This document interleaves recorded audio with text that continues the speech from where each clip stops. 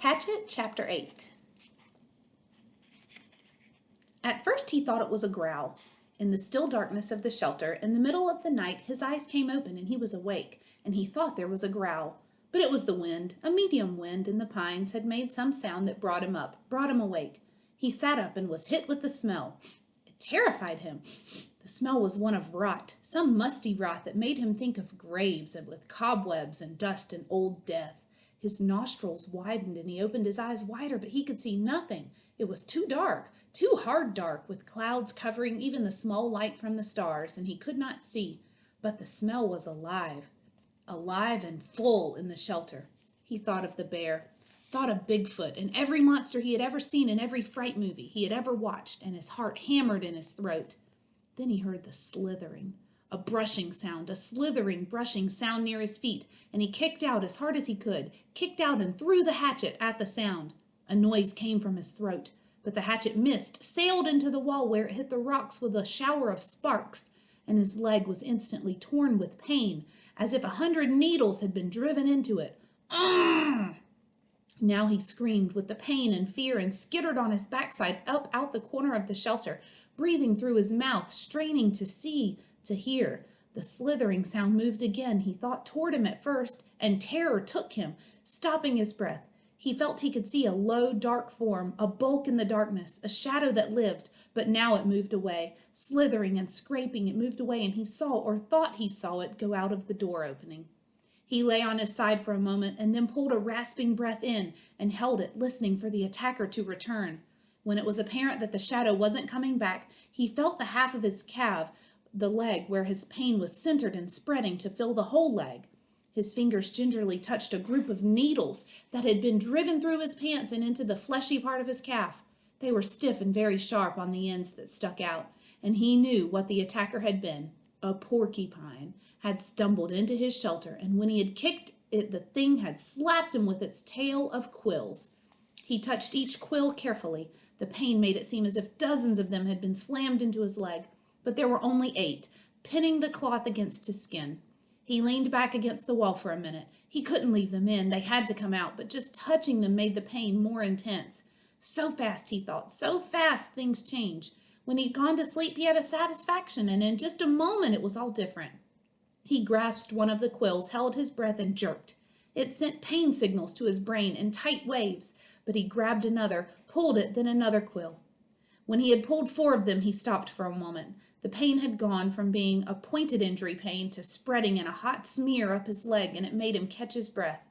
Some of the quills were driven in deeper than others, and they tore when they came out. He breathed deeply twice, let half the breath out, and went back to work. Jerk, pause, jerk, and 3 more times he lay back in the darkness. Done. The pain filled his leg now, and with it came new waves of self-pity. Sitting alone in the dark, his leg aching, some mosquitoes finding him again, he started crying. It was all too much, just too much, and he couldn't take it. Not the way it was. I can't take it this way alone, with no fire and in the dark.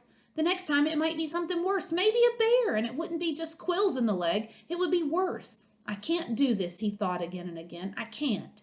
Brian pulled himself up until he was sitting upright, back in the corner of the cave.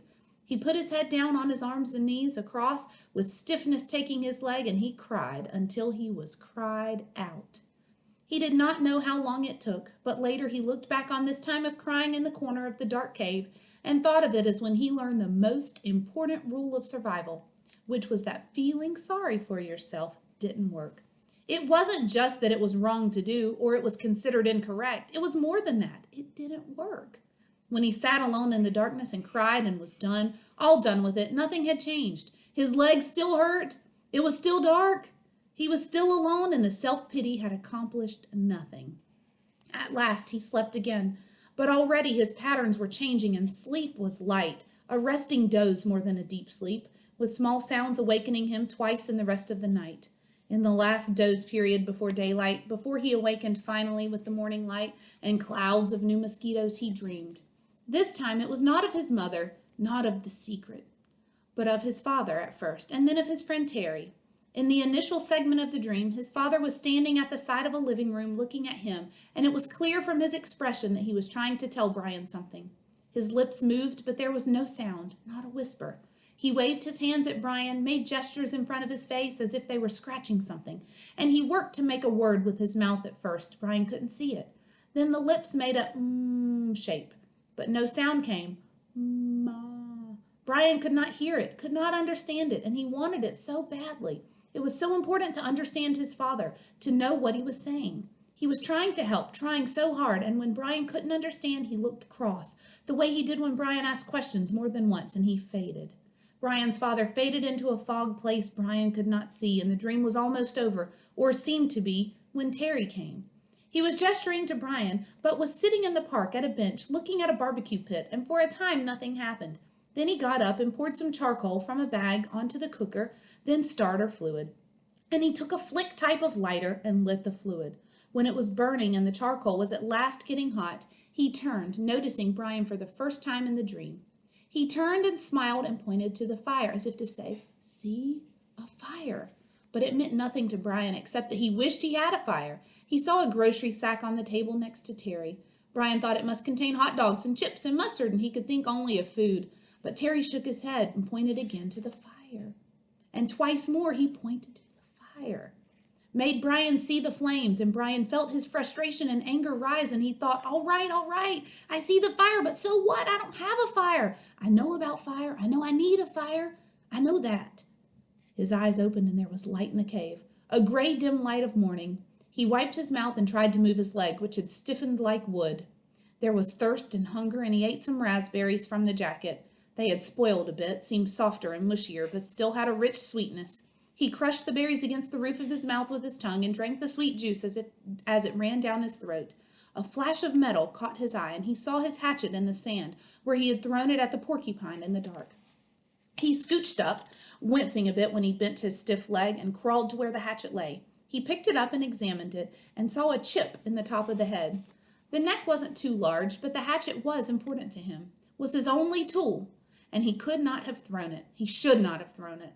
He should keep it in his hand and make a tool of some kind to help push an animal away. Make a staff, he thought, or a lance, and save the hatchet.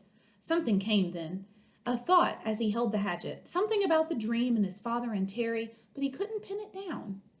Ah! He scrambled out and stood in the morning sun and stretched his back muscles and his sore leg. The hatchet was still in his hand, and as he stretched and raised it over his head, it caught the first rays of the morning sun. The first faint light hit the silver of the hatchet, and it flashed a brilliant gold in the light. Like fire. That's it, he thought. What they were trying to tell me. Fire. The hatchet was the key to it all. When he threw the hatchet at the porcupine in the cave and missed and hit the stone wall, it had showered sparks, a golden shower of sparks in the dark, as golden with fire as the sun was now. The hatchet was the answer.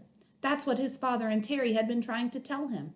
Somehow he could get fire from the hatchet. The sparks would make fire.